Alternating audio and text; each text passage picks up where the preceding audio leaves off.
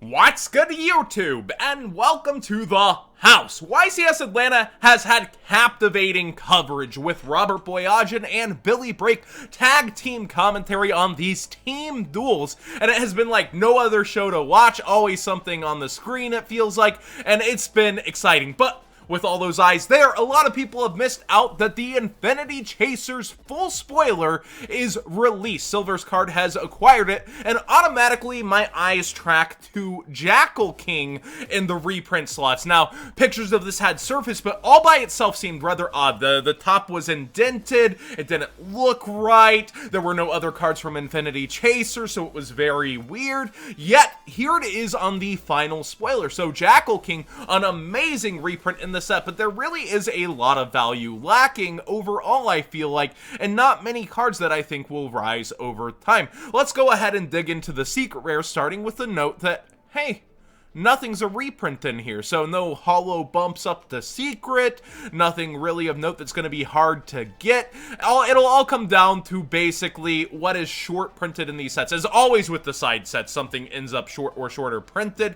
A lot worse than the core sets. We're talking every other box, that kind of thing, but still, it's relatively easy to open enough product and get anything out of a side set. But at the same time, I think we're looking at like the same thing as the past few side sets.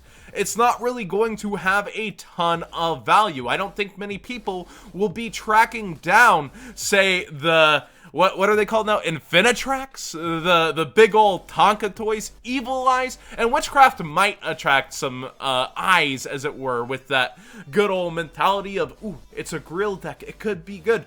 I think a lot of these decks are more rogue-based. I don't think they're really going to be taking over the meta, and with 39 of the cards in this set really focusing on that, along with all the top rarities being there, I think we're looking a lot like the Magibullet set, where after some time, you're only going to see maybe like one top, where Deception managed to take Magibullets in the UDS, and realistically, the rest of it's going to fall by the wayside in price, and whatever shorter printed is going to retain some kind of value. I don't think it's going to be like Prank Kids, where Prank Kids place explodes and still doesn't justify the product being the most expensive card in there.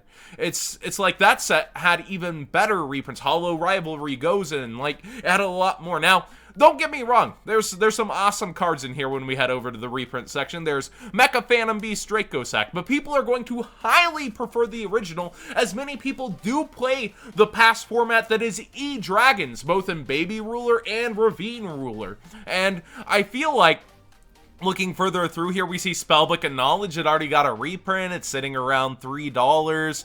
We're looking at Dvorak, which already had its gold printing and had almost no demand, which also brings up an interesting conversation. They're willing to reprint the price cards now in other sets, where used to, it really felt like they just got their one reprint and that was it.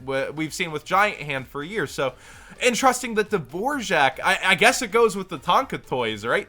Interesting that it ends up in here, almost preemptively thinking there would be some kind of demand for it. Secret Village of the Spellcasters gets another super printing, which it very recently got from the OP packs. Juragetto also got a somewhat recent reprint that killed its value completely. So it's like, looking at this, I feel like there were just better slots, better things to put here, but it's all headed towards Dual Power and Battles of Legend, and Infinity's Chasers ends up in this weird void where all it has to offer are 3 archetypes that are really cool. I like how they work. I'm a fan of playing them, but I don't think that necessarily they're going to be inflicting themselves upon the meta. I don't think they're going to be at top tables.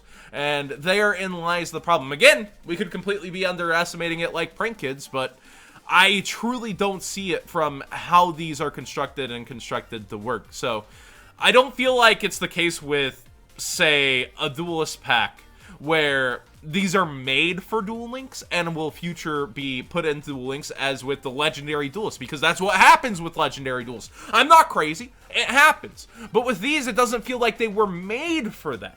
It feels like they were made to attempt to keep up with the meta, but they're just so late, or so weird, or so able to get slammed with one card and stopped. Like Witchcraft, an Ash Blossom. Everybody's got common Ash Blossom now. It hurts so bad. Let's go ahead and get into some of the prices. I actually have the Market Watch layout up here. Ooh, Streamception.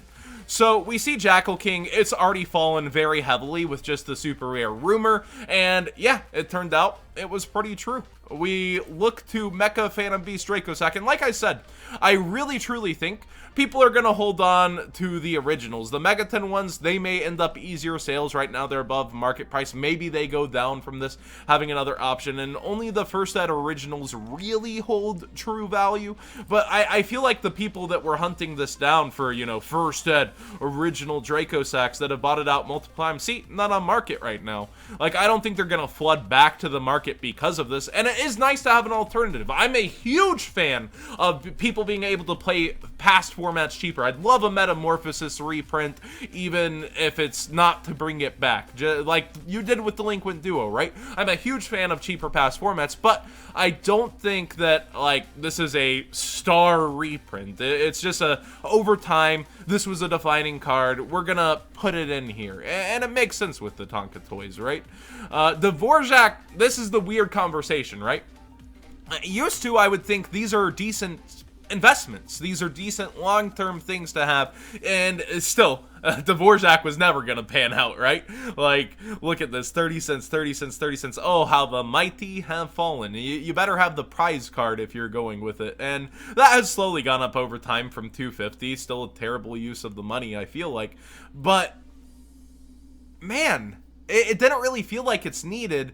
But maybe Konami thought if this takes off, they made a preemptive call. It still opens up the door, though, to now Giant Hand. That could just be a reprint later. Another Ascension Sky Dragon. It's not only in those legendary structure decks. What people really went after a certain product for in the past, it's been a long time, so I mean, yeah, there's no reason to hold it back. But at the same time, you've torn open the precedent that was once there, and now it's just another reprint. It's very odd to me to go after something like this that had no price demand yet. But again, I think it's preemptive calls, right? Spellbook of Knowledge, I think it'll just be permanently wrecked and ruined in value. You see $3 Ultras, $2, $1, who knows where it's going to fall to. I think it'll take some time. I think it's a great long-term investment out of this set. I think once the Supers and Ultras bottom out, it's not a bad buy, especially for the originals, but I think it'll take some gosh dang time to climb back up and see play. It's gonna be a very long time. It'll take a real force into the metagame for it to really get up there again. Juragetto, like I said, this is where I don't like the reprints that they're holding, right? Like, when we look at a card like Juragetto, they've somewhat recently reprinted it. Why again? Just another hollow version? Like, you've just given it to us. Why do you do it again? Very similarly, actually this one's not similar, this one was a good talking point, and Hidden Armory goes with the equip spells.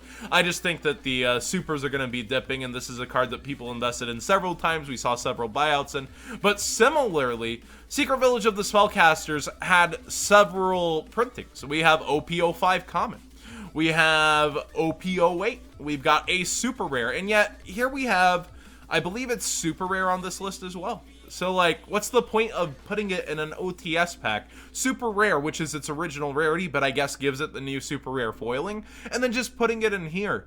It's like the Foolish Burial Goods effect, but not as terrible, but it's its third reprint in how long?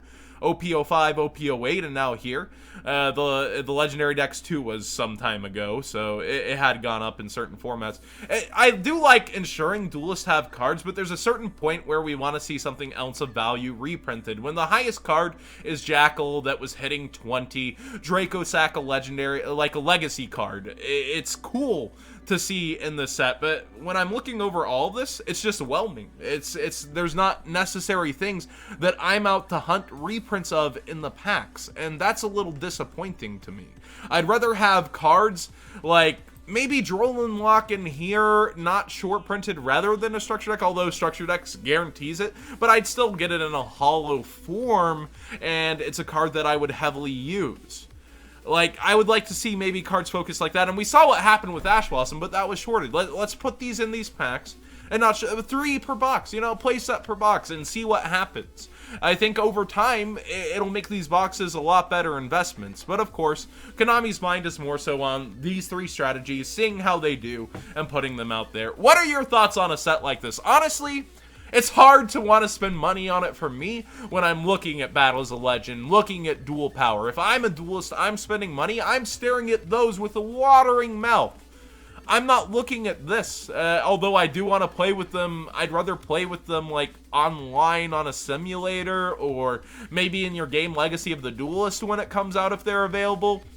I'm not necessarily focused and hungry on buying it for these cards, I guess. But am I underestimating this? I think Witchcraft could mix with Sky Striker depending on the bans and hits on Sky Striker in the future.